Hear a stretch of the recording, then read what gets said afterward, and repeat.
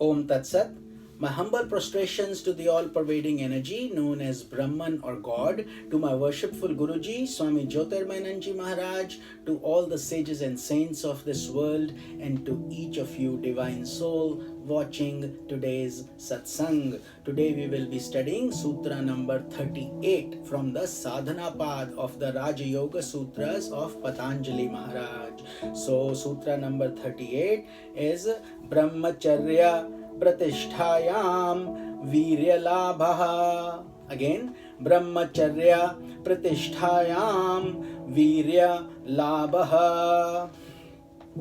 Brahmacharya, control of sex energy, passion. Pratisthayam, when established. Virya means abundance of energy. Labha, one acquires. So the meaning of this sutra is by being established in Brahmacharya, control over the sex energy, one acquires abundant energy. And we will talk about this a little bit, because the sexual passion is a very big impediment to our spiritual success. The taste of the tongue and the taste of the reproduction is innate in nature, in animals and in human beings as well. So Brahmacharya means, actually Brahman means God, as you may already know, and Acharya means your actions, how you deal with yourself in order to attain Brahman. So the deeper meaning of Brahmacharya means to connect to God. But how? This is one of the methods of connecting to God, through sexual restraint.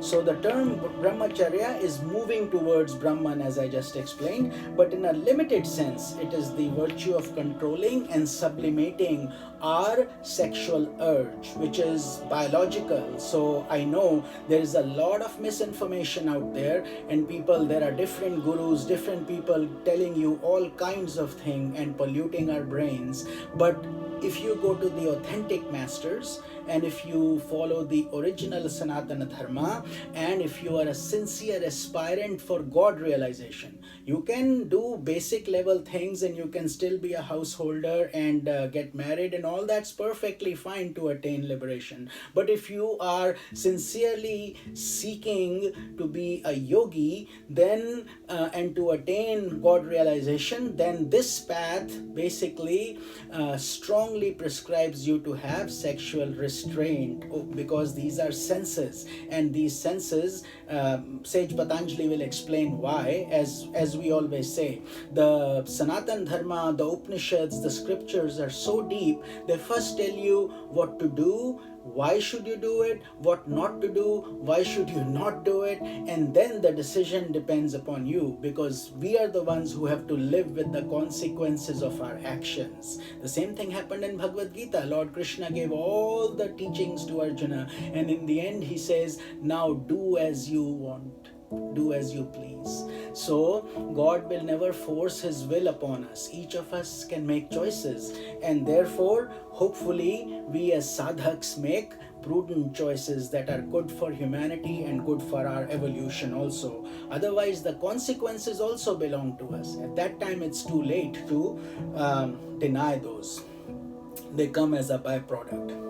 So when the vision of mental advancement and the joy of spiritual creativity emerge from deep within our heart, it becomes necessary for the aspirant to restrain the mind and senses from pursuing dissipating pleasures. And it's not just the sex pleasure, it's also moderation in everything else we do, like eating, drinking, and eyes, external world, as we talk about in so many sutras. But as we have already acknowledged, that sex is a powerful factor in human personality.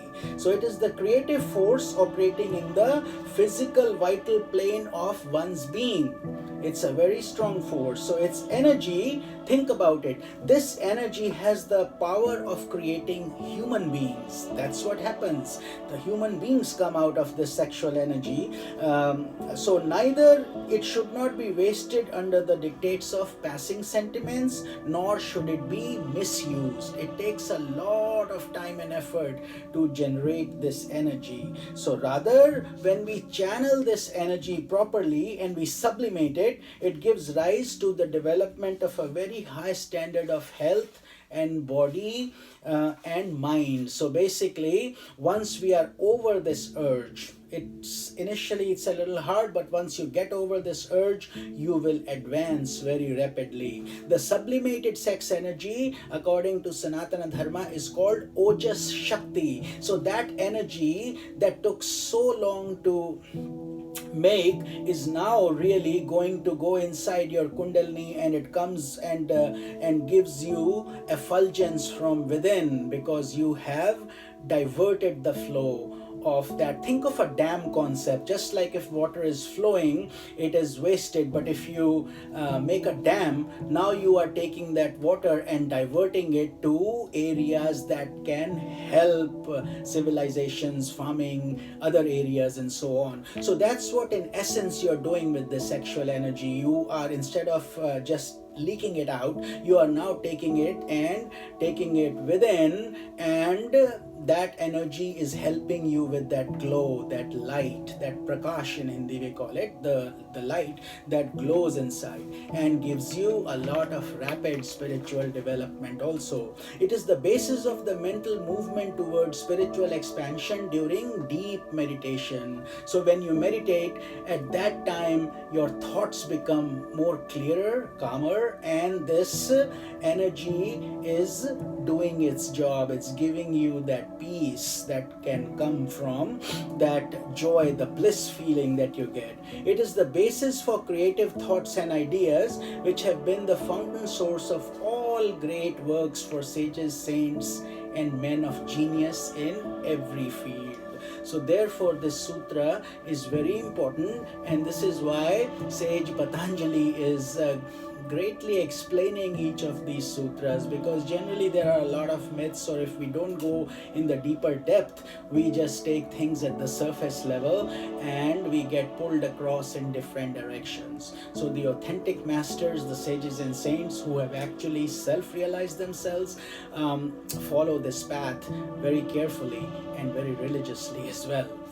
Almost in a prayerful, respectful way, and only then can we learn from these wise masters who have written these things. Unfortunately, in this Kali Yuga, in this material world, these things are becoming less and less important to people, and unfortunately the results are in front of them. They are stressed out, they are not having a healthy holistic life, and having multiple partners running here and there eventually depletes them, and peace is missing from this equation. You may have many houses, but if you don't have peace, what good is all that? So we kind of become a slave to external objects instead of being the master of your own destiny. So therefore the sages and saints of India, the wisdom of Sanatana Dharma is eternal. They kept it very simple. They basically say, go within and find yourself. So you then become a moving temple yourself, and you have within you all the resources for your evolution.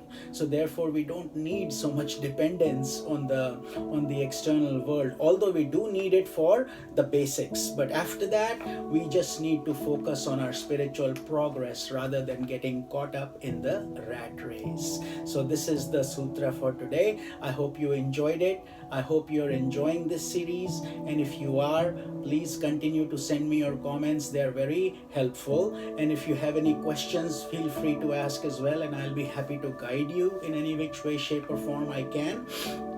And please share this knowledge with others. It's like diamonds in the rough, we are trying to shine them and show the beauty of these diamonds, how beautiful this wealth is. And some of you are actually ecstatic, and I'm so pleased that you're finding these things to be changing your life. And I hope more people are like that, where they find the wisdom of our ancient sages and saints to be of immense value. And it's in your immense value, you see it in your practical life also. So every dimension of your life should get better if you're following this process sincerely and faithfully. This is the essence, and we will cover Sutra number 39 tomorrow. This is Swami Nikhilananda. Om Tat Sat.